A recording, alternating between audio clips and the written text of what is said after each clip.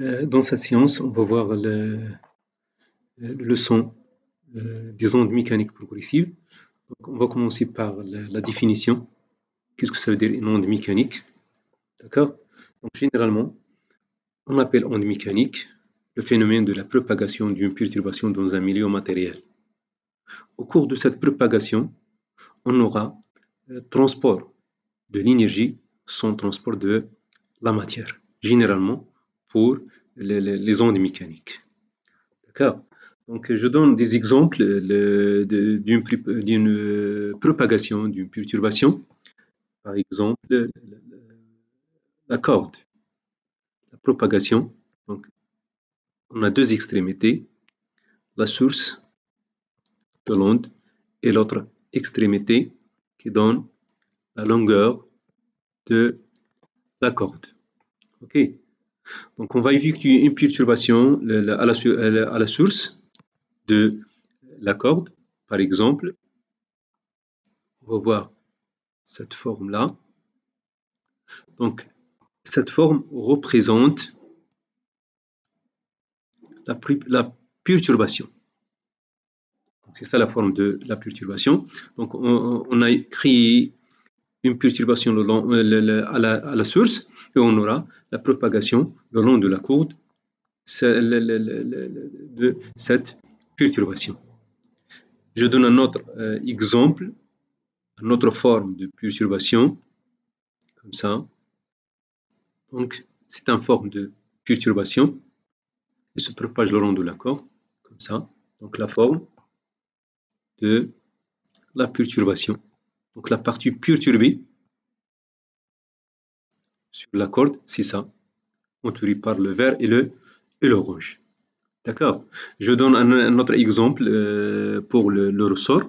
Donc, on a un ressort, comme ça.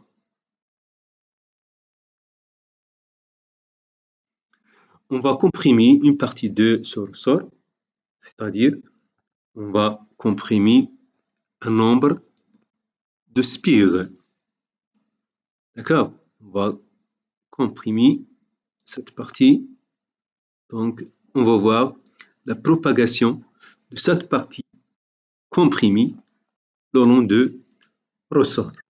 Donc, lorsque cette partie arrive au milieu, par exemple, de ce ressort, on aura la forme de ressort comme ça. Donc, la partie comprimée. OK?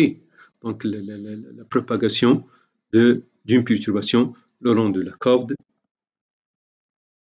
et le long de ressort. OK?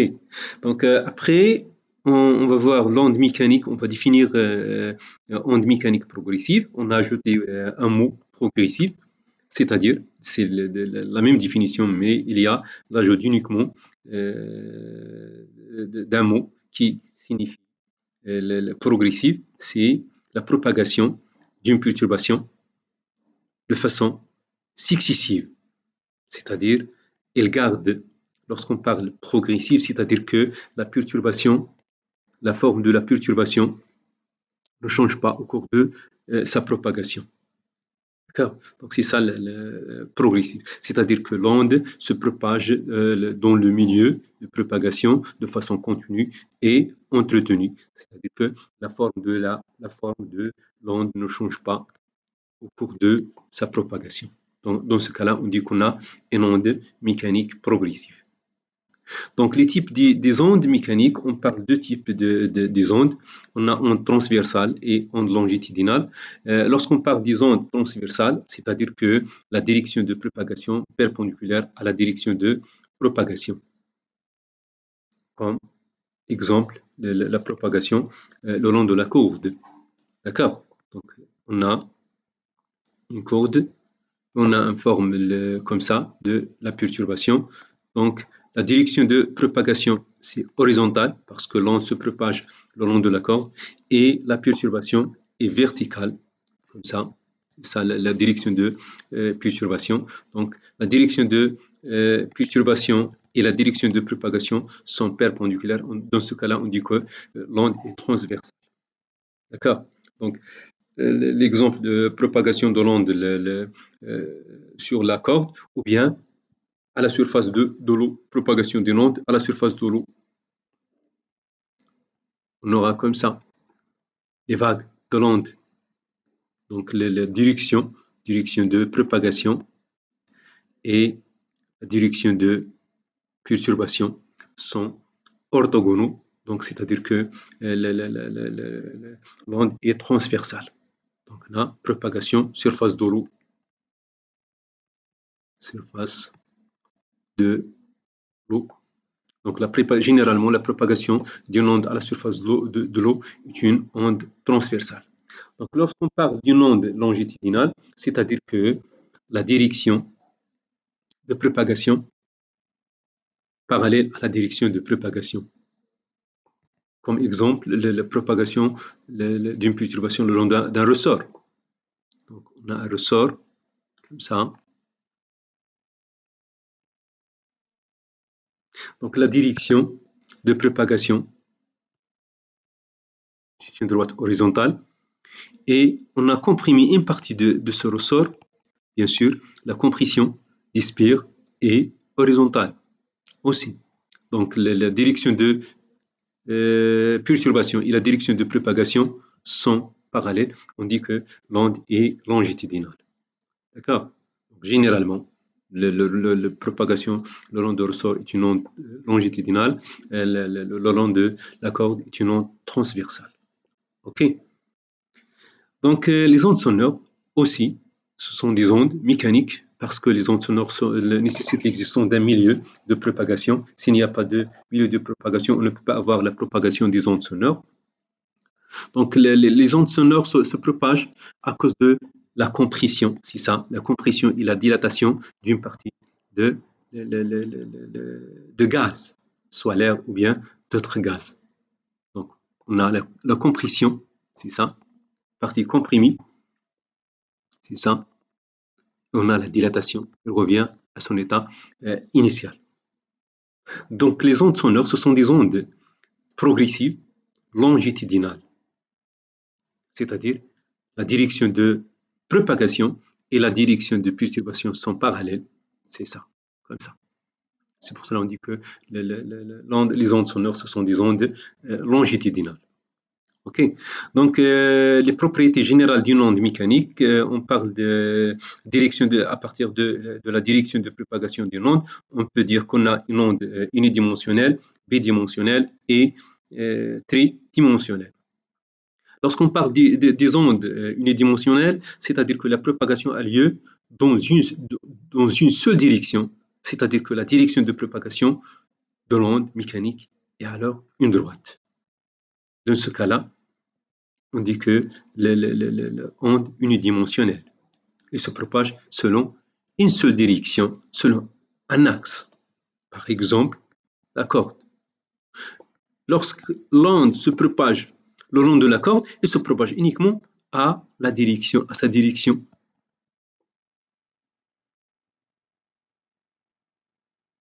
Donc, c'est une onde unidimensionnelle. Elle se propage uniquement selon la direction de la corde.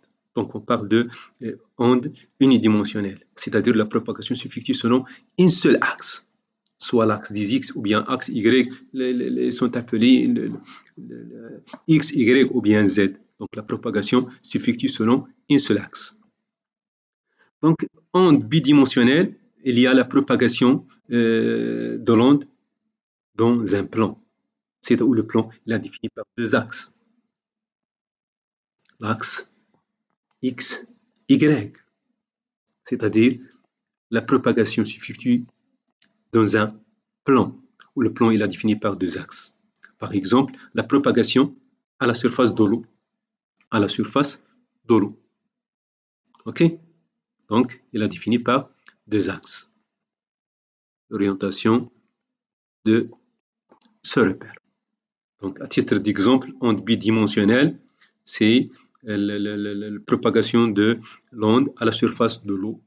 Par exemple, on va créer à la surface de l'eau une perturbation, on va voir des cercles. Donc, on peut avoir comme ça. Si on prend une image de l'onde, on aura sous forme de des vagues. OK, donc on a une onde bidimensionnelle. Donc, troisième type de, bien, selon la propagation de l'onde, on peut parler onde tridimensionnelle, c'est-à-dire que la propagation de l'onde s'effectue dans l'espace. Donc, il y a trois dimensions, X, Y, Z, dans l'espace. OK? Il y a la propagation de l'onde dans l'espace. Par exemple, la propagation des ondes sonores. Elle se propage dans toute direction offerte, vers le X, Y et Z, sur trois axes. On parle des ondes tridimensionnelles. Okay. Donc, on a aussi superposition de deux ondes mécaniques. Qu'est-ce que ça veut dire superposition de deux ondes mécaniques? On a deux ondes. Premièrement, on a deux ondes mécaniques d'une perturbation très faible, c'est-à-dire elles se propagent dans un milieu. OK? Se croisent. C'est ça signifie le superposition. Ils se croisent. Il y a l'intervention de ces deux ondes. Elles se superposent et continuent à se propager après leur rencontre sans se perturber. C'est-à-dire que si on a une onde comme ça, elle se propage de gauche vers la droite, on a une autre onde, onde 1, et on a l'onde 2 qui se propage de la droite vers la gauche. Lorsque ces deux ondes se rencontrent en un point quelconque, l'amplitude il a augmenté. Et après, chaque onde, il a continué sa propagation sans perturbation. C'est-à-dire que l'onde 2 va continuer de propager vers la gauche et l'onde 1, il a continué de propager vers la droite sans modification de sa forme. On dit qu'on parle dans ce cas-là la superposition de deux ondes mécaniques. OK? Donc après, on va voir la célérité d'une onde mécanique progressive. Donc lorsqu'on parle de la célérité, c'est tout simplement la vitesse de propagation de l'onde. Et généralement, la célérité ou bien la vitesse de propagation notée V d'une onde est le rapport de la distance D parcourue par la perturbation sur l'intervalle de temps nécessaire à ce parcours. Donc généralement, V, la vitesse de propagation, égale la distance parcourue par l'onde sur la durée de temps nécessaire à ce parcours. V égale D sur delta T. Avec D, la distance s'exprime en mètres, delta T s'exprime en secondes. Bien sûr, on part dans le système international. Et la vitesse s'exprime en mètres par seconde. C'est ça l'unité de la vitesse. Donc, on a le retard temporel. Le retard temporel, qu'est-ce que ça veut dire le retard temporel? Donc, je donne un exemple. Donc, on a l'aspect de la courbe à l'instant T, c'est-à-dire que la propagation de l'onde selon la corde, il arrive au point M à l'instant T. Il arrive au point M' à l'instant T'. D'accord? Donc, il arrive au point M' à l'instant T'. Bien sûr, avec un retard temporel entre M et M', qui est noté tau.